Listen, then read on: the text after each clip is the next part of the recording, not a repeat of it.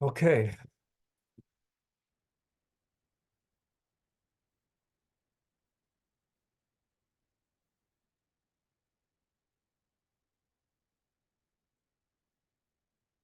제가 할게요.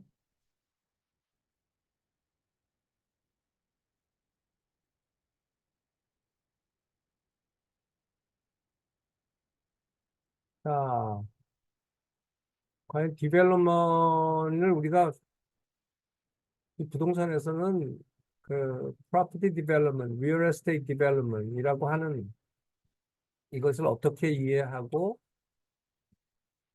또 어떻게 그 우리 실무에 적용하느냐 이런 거를 지금 얘기를 해야 돼요. 그리고 비기너 가이드인데 웬만한 그 골격들은 설명을 내가 해드릴 거예요. 그래서 여러분이 알고 있는 그런 프로퍼티 디벨롭먼은 이제 쉽게 생각하면 뭘 짓는 거 아니에요? 짓는 건데 맨 땅에다 뭘 짓든지 다른 용도로 되어 있는 거를 용도 변경을 해서 또 다시 짓든지 아니면 뭐 밸류를 업그레이드 하기 위해서 아, 그 추가로 뭐 리모델링을 하든지 하여튼간 이 디벨롭먼이 포함하고 있는 캐리고리는 많이 있어요. 근데 이거를 좀 이제 분야별로 좀 나눠보면은 레지던셜 디벨롭먼트, 그다음에 커머셜 디벨롭먼트, 그다음에 인더스트리얼 디벨롭먼트, 그다음에 믹스 유즈 디벨롭먼트 이렇게 해서 네 분야로 나눠서 우리 부동산 하는 디벨롭먼은 이제 생각을 해볼 수 있고요. 레지던셜 디벨롭먼은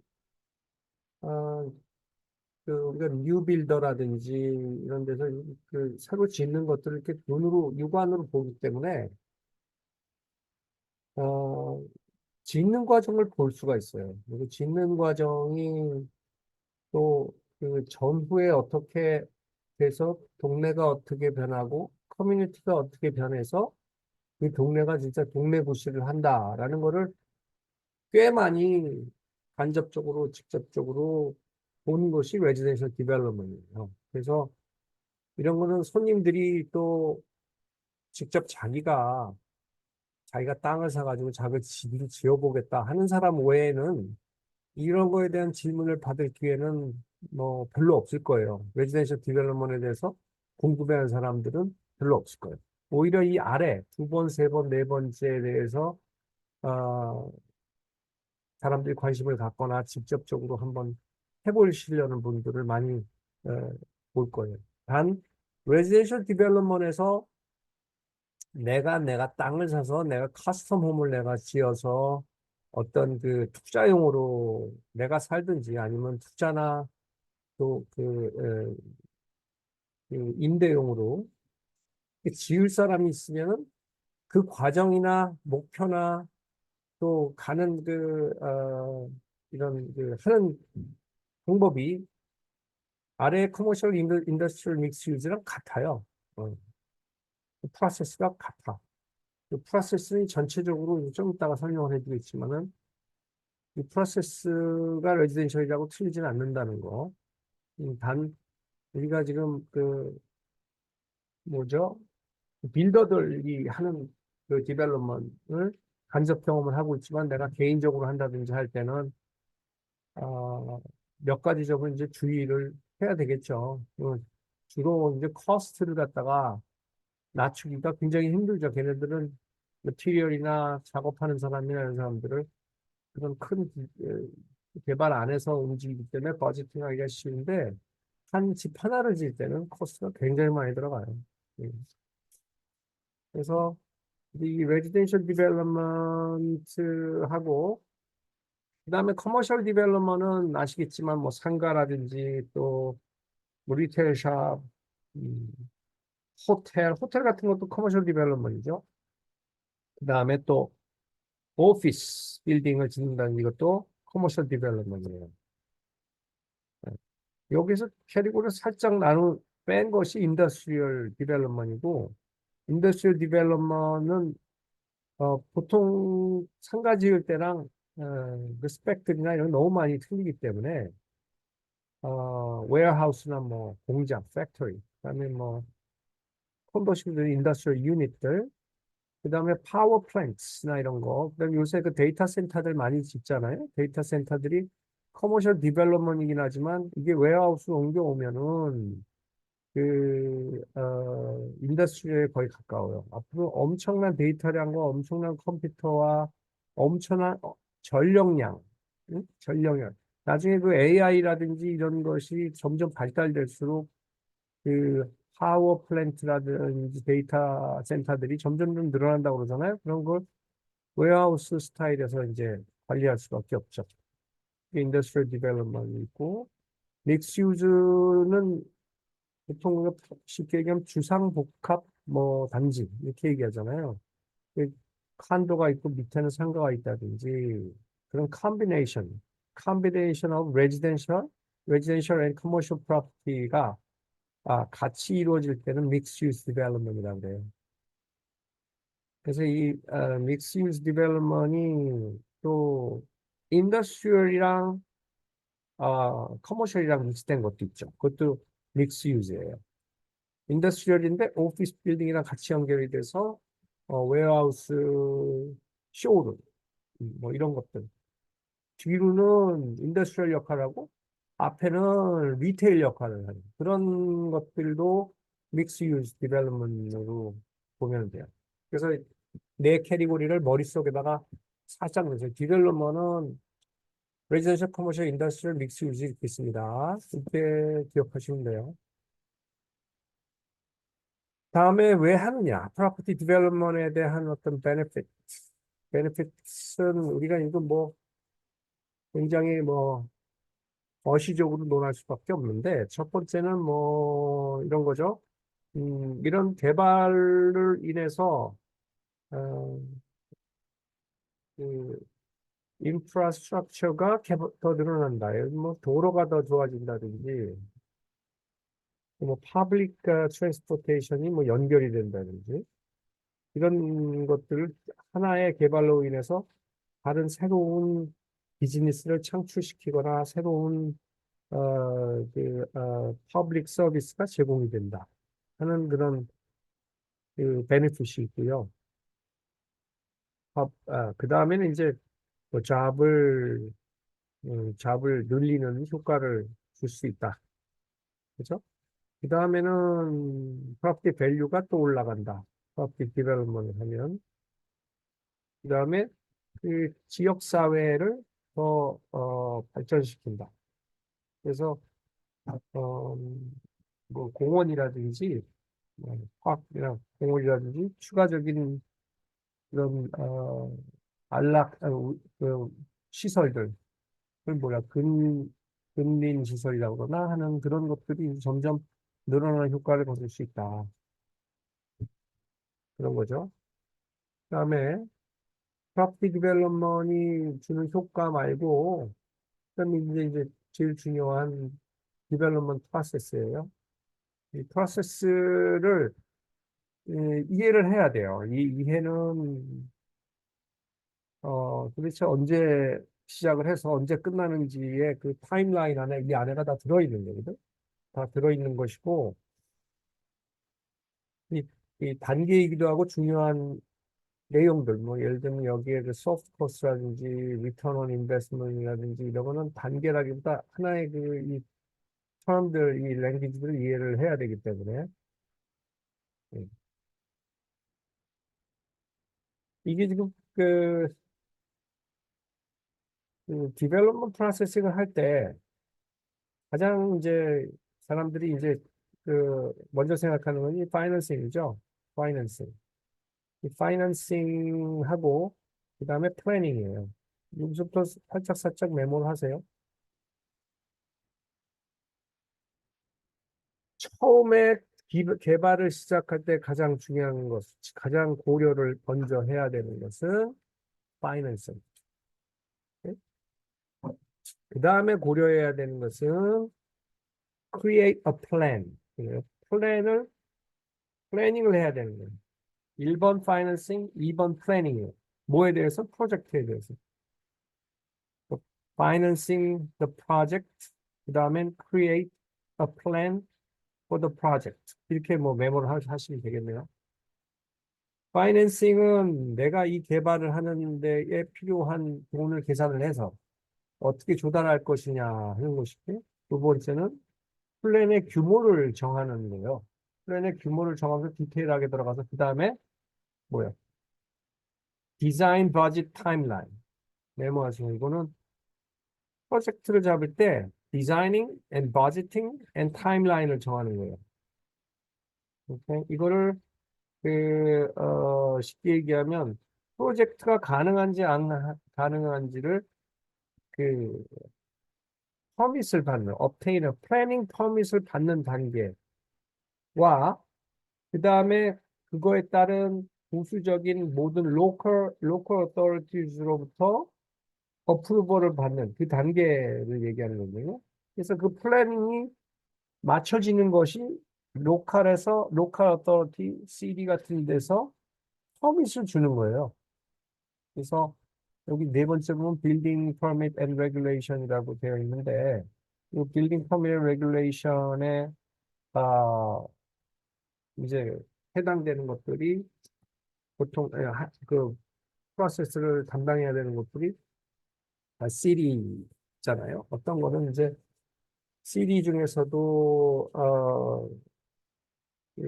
CD에서 관할 안 하고 먼저 그 이코노믹 디벨롭먼트라는 부서에서 플래닝을 먼저 그 해놓은 플랜이 있는 거를 가지고 그거를 넘버를 받아요. PD 넘버라서 플랜 디벨롭먼트 넘버 몇 번으로 해서 시에서 기록이 되어 있으면 자기가 개발하려고 그러는 동네에 있는 주변 개발 지역에 있는 어떤 것들이 어떻게 진행이 되고 있다는 걸 알 수 있어요. 이코노믹 디벨롭먼트에 가면 미팅을 신청을 하면 거기서 너 뭐 하려고 그러니? 나 상가 지려고 그런다. 그럼 그 근처에는 이런 게 생기고 저런 게 생기니까 이건 적합하지 않다라든지 이런 그 feasibility에 대한 그 조언을 받습니다. 시에서는 그렇게 친절하게 안 가르쳐 주고요. 조닝을 어플라이 해올 때 상담을 하지만 그 전에 프리리미너리 어떤 조사 단계에서는 시가 그렇게 코어퍼레이티브 하지 않을 거예요. 그래서 이코노믹 디벨롭먼트, 프리스코 플랜은 뭐 다 있어요. 거의 다 동네마다 어느 정도 도시 규모가 되면 시에서 직접 두 가지를 담당하는 작은 도시 외에 어느 정도 넘어가면 그 기준 뭐 없지. 좀 시에서 우리가 이런 건 못하겠다. 이코노믹 디벨롭먼트 디파트먼트를 따로 설립을 하고 펀딩을 그 정부에서 보조만 받고 월급을 받는 게 아니야. 그는 이코노믹 디벨롭먼트 코퍼레이션이에요. 코퍼레이션. 정부 보조 코퍼레이션으로 분리를 시킨 다음에 시에서 나온 펀딩을 일부러 주고 그렇게 이제 운영하는 시스템으로 해서 민원 일반 그 디벨로퍼들이나 공사하는 사람들이 직접 대면하게 해서 그 사람들과의 이해관계를 갖다가 직접 빌드업을 시킬 수 있게. 공무원들이 그런 관계를 가지면 여러 비리도 생길 수 있고 또 뭐죠? 에, 그렇죠. 뭐 이미 확정되지 않은 플랜 외에는 시에서는 공개하지 않습니다. 그런데 이코노믹 디벨롭먼트를 가면 지금 이런 프로포절이 들어왔다 하는 거 정도도 다 공유를 해요. 일반 디벨로퍼들이랑. 그래서 좀 다 차이가 있어요. 시에 가면은 리미티드 된 정보를 저쪽 가면 다 받을 수가 있어요.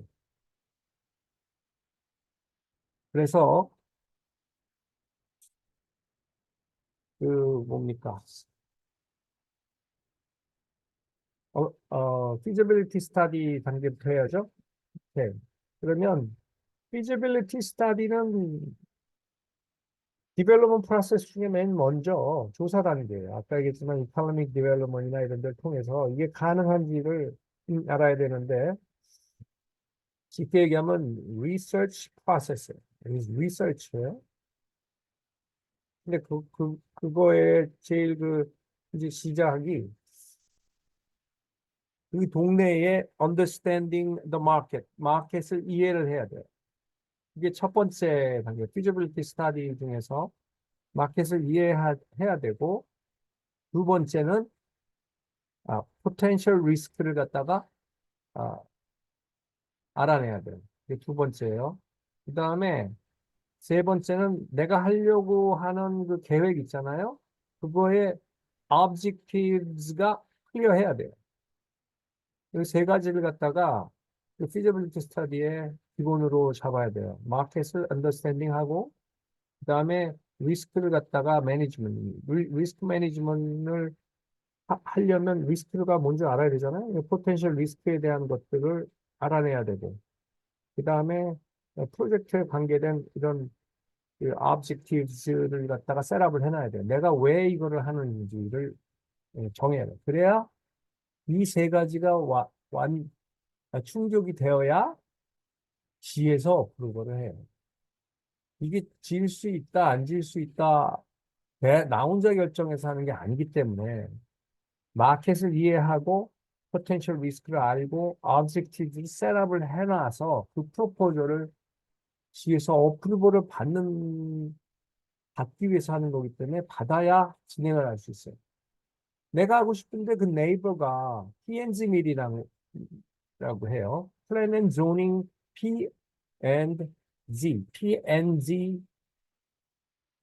미팅을 하는데 시에서 카운슬 미팅처럼 동네 사람들 불러다가 여기 줄서 들어오려고 그러는데 들어와도 돼요 하고 동네 사람들이 미팅을 합니다. 그래서 찬성을 얻어야지 거기다가 줄서를 만들 수 있는 거예요. 그래서 디벨롭을 한다고 하는 거는 디벨로퍼가 혼자 정해서 혼자 하는 게 아니라 이 feasibility study 안에서 방금 얘기한 세 가지를 충족을 시켜야 돼요. 마켓에 맞느냐, 위험도가 있느냐, 또 프로젝트의 그 목적성이 뚜렷하나를 어필을 해야 된다는 거예요. 그죠? 그래서 이 feasibility study 안에는 음, 미리 그 엔지니어나 아키텍트한테 어드바이스를 얻어가지고 시에 미팅을 해서 아니면 이코노믹 디벨롭먼트 미팅을 해서 내가 아닌 내가 디벨로퍼라고 하더라도 전문 엔지니어나 전문 아키텍이랑 같이 미팅을 하는 경우가 대부분이에요. 더 전문 지식을 가지고 있는 사람이랑 같이. 그래서 어느 정도 가능한가를 타진한 다음에 그러면 이제 공사를 알아봐야 되잖아. 그죠? 그러면 뭐 기간도 대충 나오고 피저비트 스타디 안에 기간도 나오고 예산도 나오고 막 했지만 실제 공사는 내가 하기로 한 면적과 내가 하기로 한 규모에 따라서 컨스트럭션 코스트가 나올 거예요. 아까 얘기한 엔지니어나 아키텍이 물론 플랜을 잘 하겠지만 이런 거에 대해서 이제 컨스트럭션 코스트가 그, 이제 셋업이 되겠죠. 그 사이에 이 feasibility study하고 컨스트럭션 코스트하고 사이에 이제 우리가 계산을 하고 연구하고 같이 머리를 맞대고 해야 되는 것들이 있어요. 이거 적으세요. 첫 번째 financial analysis, 그 다음에 land use planning, 그러니까 이 랜드를 용도를 바꿀 경우도 있고 같은 용도로 쓸 경우도 있고 근데 zoning change라고 하죠. zoning change를 해야 되는 경우가 많아요. 그래서 land use planning 그게 두 번째예요. 세 번째 이해해야 되는 게 사이에 이해해야 되는 게 zoning regulation. 내가 어떤 용도로 하려고 하는데 그 조닝에 관해서도 레귤레이션에 맞춰서 해야 돼요. 어. 여기 분명히 인더스트리얼로 오일로 쓰게 돼서 내가 전기 공장을 만들려고 하는데도 같은 조닝인데도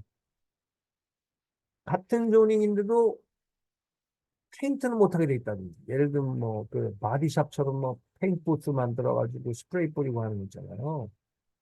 그 메카닉 샵을 하는데 그것도 안 돼. 같은 조닝인데도 그 레귤레이션에 따라서 하고 못하고 하는 비즈니스가 생겨버려요. 오케이. 그래서 세 번째가 zoning regulation. 오케이. 그다음에 environmental assessment. environmental 스펠링 잘 적으세요. environmental assessment 해서 이 환경 이게 환경이 시리에 있는 게 아니라 EPA 그 환경청이 또 따로 있어요. 그래서 환경청에서 이게 가능하게 받아들여지는지를 이 feasibility 스터디에서 알아봐야 돼요. 네? 세탁소를 멋지게 지으려고 그래. 그러면 그 세탁소에 그 기계에서 쓰는 케미컬이나 이런 게 있을 거 아니에요? 다 좋아. 근데 그 케미컬은 못 쓰게 환경청에서 시에서 모른다고 그래. 시에서는 오케이, dry cleaning is okay. 그리고 끝나. 그런데 환경청에서 거기는 세탁소는 기계는 못 들어오고 픽업 스테이션만 가능하다. 이렇게 해서 나오면 그냥 못 짓는 거야. 이렇게. 그렇게 해서 네 가지를 갖다가 기본 feasibility study에서 컨스트럭션 코스트에 넘어가야 되는 그 사이에 키 포인트로 이해하시고 계시면 돼요. 다시 말씀드릴게요. Financial analysis, land use planning, 세 번째가 zoning regulations, 네 번째가 environmental assessment. 그 사이에 있는 거예요. 다음에는 이제 요걸 기준으로 해서 된다 안 된다 또 그러니까 결정이 됐어. 컨스트럭션 코스트를 뽑아야 되죠. 이것도 또 메모해야 돼요. 컨스트럭션 코스트는 둘로 나눠 두 캐리고리로 나눠요. direct cost, 두 번째는 indirect cost. 직접적인 코스트와 간접적인 코스트를 디바이드 하세요. 직접적인 코스트에는 1번 materials, material, material이 자재죠. 그다음에 labor 코스트죠. material, 그다음에 labor, 그다음에 equipment, equipment를 사야 되는 경우도 거기다 집어넣어야 되고 렌털 하는 것도 집어넣어야 돼요. 그다음에 subcontractor fee. 레이버하고 서브컨트랙터 피하고 뭐가 틀려요? 하면 레이버는 직접적으로 디벨로퍼가 고용해서 월급 준다고 생각하시면 되고요. 서브컨트랙터 피즈는 내 서브이라고도 해요. 줄여서 서브한테 컨트랙터 투 컨트랙터 투 컨트랙터에 그러니까 쉽게 하면 W9 발행하는 거야. 비즈니스 투 비즈니스 수익. 그게 direct cost예요. 네? 이거 돈 직접적으로 공사비에 뭐 들어가요? 그러면 이거 네 개 얘기할 수 있어요. 자재비하고요. 그다음에 레이버하고요. 장비 렌털비하고요. 그다음에 서브컨트랙트 피 들어갑니다. 이렇게 얘기할 수 있어야 돼요. 그다음에 indirect costs. 그러니까 간접적인 비용은 뭐예요? 눈에 보이지 않지만 비용이 들어가요. 시에 들어가는 비용이 많아요. 그죠? 이거 인direct cost는 overhead expense라고도 같은 말로 씁니다, 우리는. overhead expenses. direct cost plus overhead expenses. 이렇게 쓰고 direct cost plus indirect cost 이렇게 쓰기도 해요. overhead expense는 뭐냐? 시에 들어가는 뭐 application fee나 이걸 뭐 통틀어서 authority fees라고도 해요. 그다음에 taxes. 텍스가 들어가요. 어떤 텍스일까요? 개발을 해가지고 땅을 구입했으면요. 개발이 끝날 때까지 그래도 뭘 내요? 프로퍼티 텍스 땅 산 거에 대한 비용을 내죠. 그죠? 그리고 프로퍼티 텍스 말고도 시에서 부과하는 텍스들이 많이 있어요. 예? 그죠? 그 다음에 또 뭐가 들어가요? professional fees, architect fee, engineering fee, 또 indirect cost, 이 construction cost 중에 indirect cost인데 밑에 보면 soft cost인지 soft cost랑 또 약간 틀려요. 그 construction cost의 indirect cost하고 soft cost하고 같은 비용이라고 생각하는 아, 사람이 많아요. 이걸 리얼터로서 이건 틀립니다라고 얘기해 주면 이 사람 좀 안 해. 그렇게 할 수 있어요. 컨스트럭션 코스트의 indirect cost하고 soft cost하고 틀려요. soft cost는 있다고 설명해 줄게요. 컨스트럭션 코스트의 indirect cost의 아까 얘기했듯이 authority fee, local authority fees, 그러니까 시에 내는 비용, 그다음에 taxes, 두 번째 taxes고, 세 번째 professional fees. 오케이? 뭐가 professional fee야? construction 하는데 professional fee가 왜 들어가? 이렇게 얘기하죠. 디벨로퍼들이 차지하는 게 있고, 컨스트럭션 쪽에서 차지하는 게 있어요. 컨스트럭션 매니지먼트 피라서 한국에서는 감리 회사라고 그래요. 감리. 공사가 잘 되는지 보는 그 비용을 여기에다가 넣는다고 생각하면 돼요. 근데 소프트 코스트는 틀려. 디벨로퍼나 뭐, 다른 뭐, 엔지니어링 피, 아키텍트 피, 이런 게 이제 거기에 들어가는 거고, 그 컨스트럭션 코스트에 들어가는 엔지니어링 피하고 아키텍트 피는 직접적인 공사에 들어가는 거고, 소프트 코스에 들어간 엔지니어링하고 아키텍트는 컨설팅 피라든지, 또 이게 두 개가 같은 엔지니어랑 같은 아키텍이 빌링을 같이 했다고 해도 우리가 브레이크다운을 컨스트럭션 코스에 넣고 소프트 코스에 브레이크다운해서 넣어야 돼요. 우리가 버제팅을 할 때 은행에서 이게 소프트 코스입니까? 컨스트럭션 코스입니까? 하고 물어봐요. 브레이크다운 잘해야 돼요. 이렇게. 그래서 들어가고. 그 다음에, 어, impact fee라고 해서 IMPACT, impact fees. impact fees는 시에서 부과하는 fee인데, 이 비용이 소프트 코스입니까? 컨스트럭션 코스입니까? 물어보면, 컨스트럭션 코스예요. 컨스트럭션 코스트의 indirect 코스트에 해당돼요. 잘 브레이크다운해서 메모하고 있죠? 이거는 내가 이렇게 자세히 설명 안 하려고 그랬는데 하다 보면 이렇게 자세히 설명이 되니까 메모를 많이 하는 수밖에 없어요. 나중에 따로 물어보세요. 이런 케이스가 생기거나 그러면. 임팩트 피는 무슨 말이냐 하면은 시에서 허벌판에 주유소가 하나가 딱 들어왔어요. 근데 여기 시리 워러를 써. 그러면 시에서요. 메인 라인에서부터 이 주유소까지 한 half 마일을 갖다가 수어 라인하고 워러 라인을 깔아줬다 쳐봐요. 이걸 주유소에서 혼자 그 코스트를 다 낼까요? 아니에요.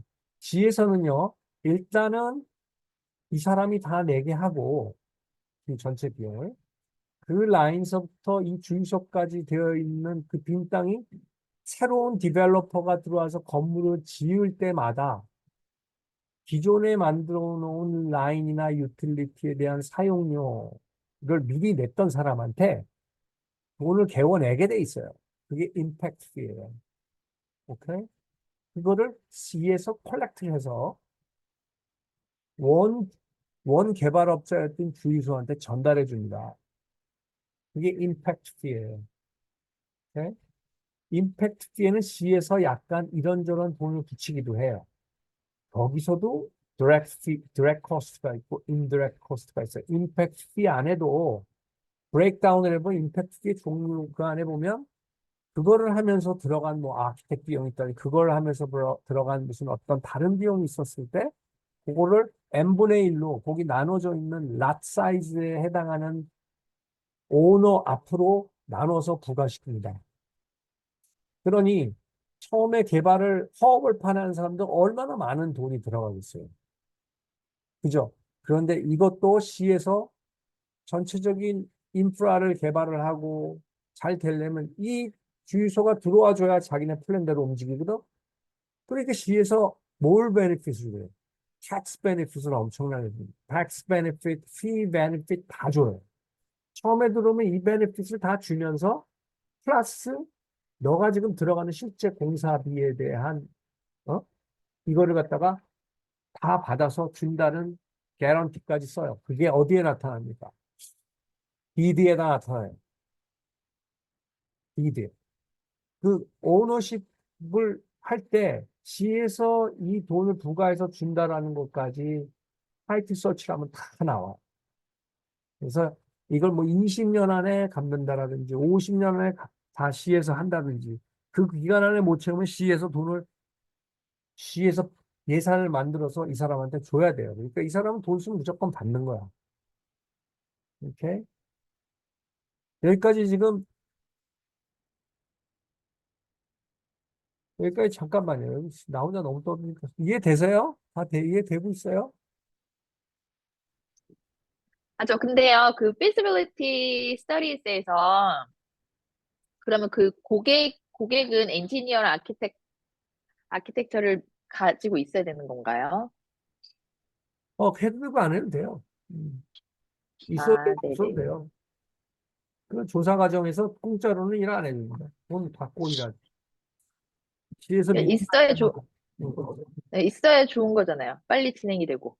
나는 무조건 손님한테 음, 그 두 명부터 데리고 오라고 그러지. 그럼 나는 답답해. 내가 설명 다 해줘야 되니까.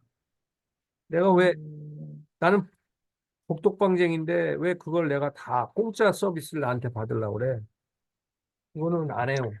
음, 그거 하시라고 그러고 내가, 내가 그 사람한테 도움을 주더라도 그 전문가들이랑 상의하는 게 훨씬 편하지. 그 사람을 교육시켜가면서 개발을 많이 해본 사람도 몰라요. 음. 개발을 뭐 1년에 한 대여섯 개씩 하는 사람 말고는 몇 년에 한 번씩 하는 사람은 다시 하면 생각 하나도 안 나고 힘들게 하지. 음. 오케이. 그럼 다시 가요.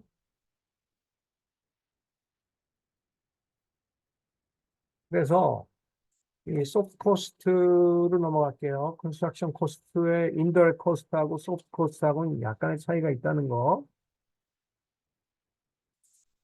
그러니까 개발을 할 때 디벨롭먼트 코스트 중에 이 소프트 코스트가 뭐뭐뭐가 들어갈까요? 라고 얘기하면은 딱 먼저 우리 입장에서 떠올려야 되는 건 브로커피야.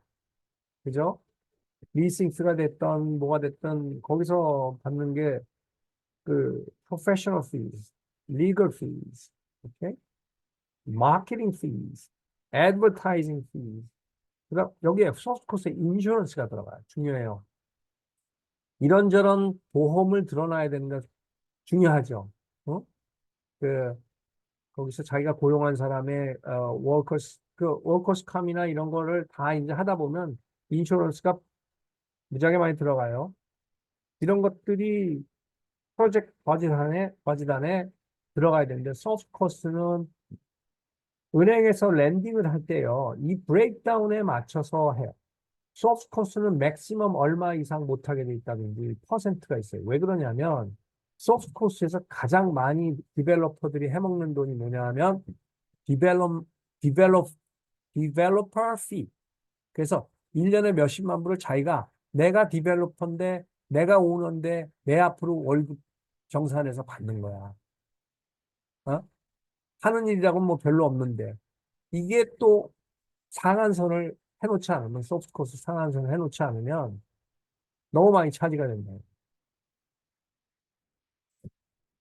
저한테 1년에 디벨롭먼트 그 피를 이제 내가 누구를 이제 그 어느 개발을 참여해서 그 디벨로퍼의 감리 비슷하게 해준다 그러면 10만 불 정도 받아요. 10만 불 선이면 무리가 없어.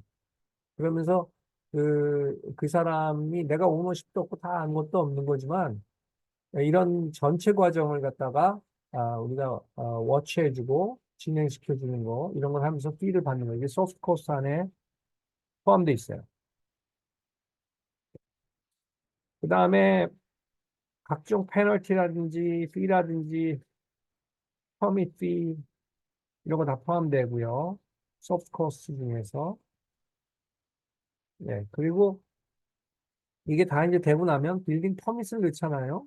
그러면 이런 빌딩 퍼밋을 넣고 이제 위에 그 리서치한 피저빌리티에서 리서치한 결과 가지고 어, 이 프로세스 중에서 이제 실제적으로 퍼밋들이 쫙 들어갑니다. 퍼밋들이 쫙 들어가요. 빌딩 퍼밋을 신청을 하고 이게 나오면 이제 은행에서는 그 전체 얼마를 그 개발비로 론을 해주겠다라는 이제 버짓이 나와요. 왜냐? 시에서 퍼미션을 넣고 시에서 그래 이것까지가 오케이야 하고 어프로브드 플랜을 갖다가 도장을 꽝 찍는 순간에 이 도면이 은행으로 가는 거거든. 내가 이렇게 해볼게요 하면서 볼 빌리진 않아요. 오케이? 그러니까 쉽게 얘기하면 내가 10만 스퀘어를 지려고 그랬는데 G에서는 5만 스퀘어밖에 어프로가 안 났어. 10만 스퀘어를 들고 은행에서 론을 받는 게 아니란 얘기예요. 오케이? 그렇게 되면 뭐 말도 안 되잖아요. 그러니까 그런 빌딩 터미널 레귤레이션 이런 이제 프로세스가 끝나면 어프로브 플랜을 들고 은행에 가면 여기서 돈이 나오기 시작하는 거예요. 무슨 돈부터 나오냐면 소프트 코스트 앞에 들어가는 엔지니어링 실제 공사 안 해도 앞에 돈이 들어가잖아요. 그 돈부터 릴리스를 해요. 그걸 draw라고 그래요. DRAW. 은행에서는 draw로 돈을 줍니다. 전체 개발비가 200만 불더라도 200만 원 홀딱 주는 게 아니라 공정에 따라서 공정에 따라서 그리고 한국에서는 개발할 때 기성이라고 해요. 기성별로 돈을 지급해요. 여기까지 돈 얼마, 저기까지 돈 얼마 해서 은행에서 릴리스를 해요. 이럴 때 방금 죄송하지만 방금 예시한 조라고 하셨어요? Joe? 뭐요? Did you just say Joe? Joe? 나 무슨 말 했는데 내가. 방금 조라고 그 애크로님을 주셨는데 그게 뭐라고 궁금해서요. 난 내가 무슨 말 했는지 잘 모르겠는데. 조라고 한 적도 없고, 뭘 잘못 들었지? 제가 잘못했어요. 죄송합니다. 괜찮습니다.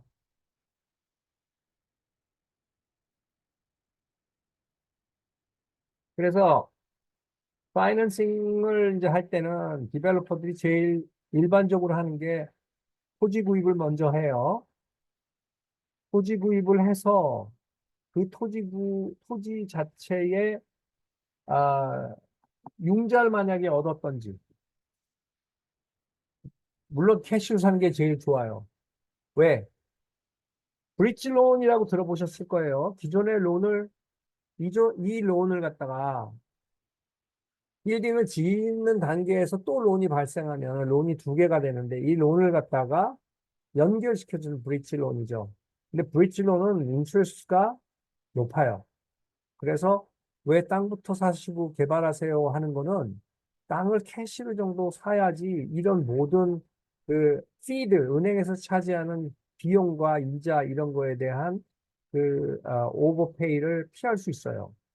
그래서 제일 많이 발생하는 게 브릿지 론이고 큰 개발하는 데들은 어, 물론 이거 피하려고 그러는 데들도 있지만 이 브릿지 론을 잘 이용해서 투자자를 어, 어, 구해요. 땅을 사놓고요. 실제로 다 퍼밋 나온 플랜이 나오면요. 투자자를 모집을 하면 그 투자자를 뭘 하게 해요? 땅을 페이오프 하게 해요. 그래서 거기서 그, 어, 그 지분을 거기서부터 정돈을 해요. 그리고 이런 것들은 뭐 저야 많이 해봤지만 이런 것들에 대해서 미숙하거나 이러면 엄청난 비용을 지불하게 돼 있어요. 몰라서 돈이 지불이 되는 거야. 그러니까 그 땅을 구입해서 짓는 과정까지의 그런 어떤 그 베스트 솔루션이 뭐냐? 아, 요새 같은 경우는 이자가 하도 높아서 전에는 땅을 살 때 하드머니를 써서 하드머니라는 거는 정말 땅 담보로요. 은행에서 주는 돈이 아니라 그냥 사채 쓰듯이 돈을 써가지고 땅을 클로징을 합니다. 그렇게 해서 많이 했어요. 요새 저희 하드머니가 평소에는 뭐 10에서 15%인데 지금은 20%가 넘어갈 수도 있어요. 단기예요.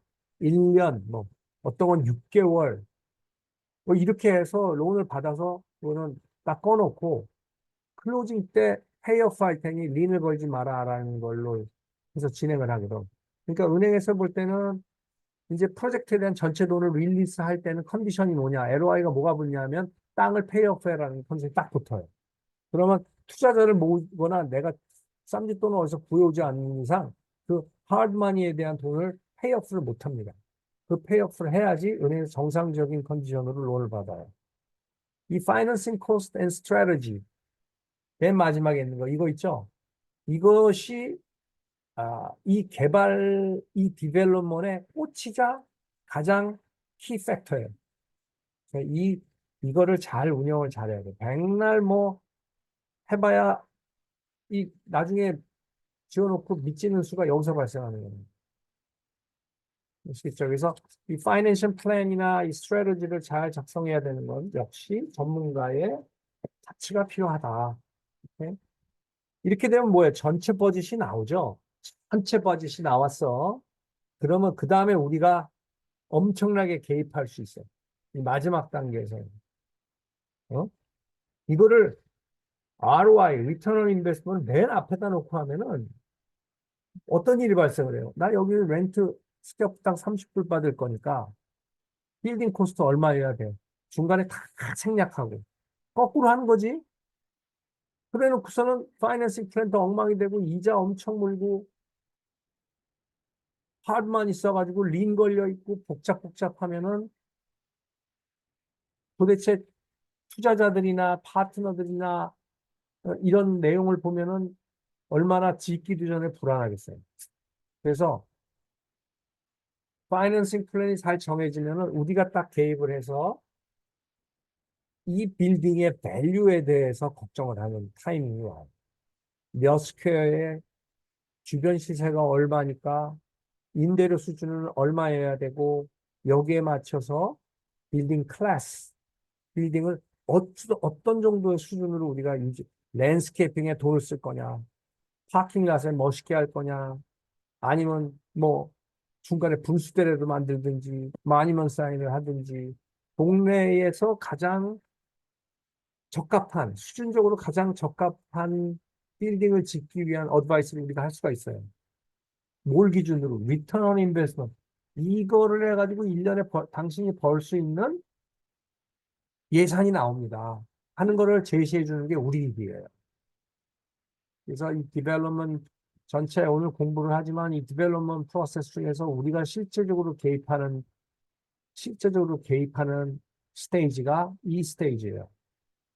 그리고 그것을 만약에 그 임대를 한다든지 싱글 테넌트로 어떤 뭐 공장을 갖다가 우리가 리싱을 해서 넣어야 된다든지 할 때 그거에 대한 마켓 서치나 컴프나 CMA를 잘 뽑아서 우리가 프로포저를 넣어야 우리가 익스클루시브 리스팅 브로커로서 계약이 되는 거예요. 그러면 우리는 이게 되는 순간에 전체 프로젝트에 대한 어떤 그 드라이버 시트에 앉아요. 우리가 앞에 앉아서 개발하는 사람, 공사하는 사람, 시관계 이런 거에 대한 모니터를 다 할 수가 있어요. 그래서 전체 프로세스를 우리가 볼 수 있는 위치에서 하되 우리 테넌트가 우리가 들어오는 사람이 거꾸로 요구를 할 수 있잖아. 나는 지금 빌딩이 픽스가 이렇게 되어 있지만 난 요런 걸 원한다. 어? 요런 하수 시설을 원하고 요 앞에 나는 패리오 시설을 좀 해놔야 좀 거기다 시링도 좀 놓고 그렇게 할 계획이다 그러면 시에다가 뭘 신청해요? 플랜 변경서를 신청을 해요. 그러니까 이렇게 해서 좀 바꿀 거다. 또 특히 들어오는 테너트에 따라서 파킹 레이쇼가 틀리게 되면 빌딩 사이즈가 줄어들 수도 있어요. 이것도 과감하게 플랜이 바뀔 수도 있는 요소가 우리가 하는 일에서 벌어질 수 있는 거예요. 물론 이렇게 되면 플랜이 바뀌면 다시 은행에 아, 신청을 해서 변경 신청서를 제출을 해야지 버짓이 더 늘어나면 돈을 더 빌려줄 거냐 아니면 예산이 줄어드느냐 하는 거를 진행할 수 있고 이 리턴 온 인베스트먼이 들어갈 때 우리가 간과하기 쉬운 것들은 테넌트한테 주는 프리 렌트 기간 전체 우리가 예상하지 않은 이걸 레버니로 잡았었는데 프리 렌트를 1년을 줘야 되면 1년 동안 레버니가 없잖아요. 거기다 플러스 또 TI를 줘야 되면 코스트가 전체 버짓을 잡을 때 TI는 테넌트 임프루먼트 테넌트한테 주는 돈이에요. 이걸 예산을 안 잡았었는데 갑자기 예산이 발생을 하면 은행에서 신청을 해보고 안 되면 오너가 이 테넌트를 절실히 원해. 스타벅스가 무조건 들어왔으면 좋겠어. 근데 스타벅스가 50만 불을 달라고 그래. 그럼 줘야 돼. 오너 주머니에서. 좋은 클래스의 빌딩을 짓기 위해서 좋은 테너트 유입을 우리가 했단 말이야. 우리가 데리고 왔어. 근데 오너가 싫다 그러면 우리는 엄청난 손해잖아요. 보통 20년 이렇게 리스를 하는데 커미션만 해도 어마어마할 거 아니에요. 그러니까 이걸 리턴 온 인베스트먼의 그 전체 파이낸셜 그 플래닝을 할 때, 어? 여러분이 못해요. 그러니까 이것도 이런 일이 발생해서 이 빌딩의 이 수익성을 갖다가 계산한다 그러면 또 들고 오셔야 돼요. 그래서 이제 이 프로퍼티 디벨롭먼트에 대한 이해를 예, 어느 정도 정의를 했어요.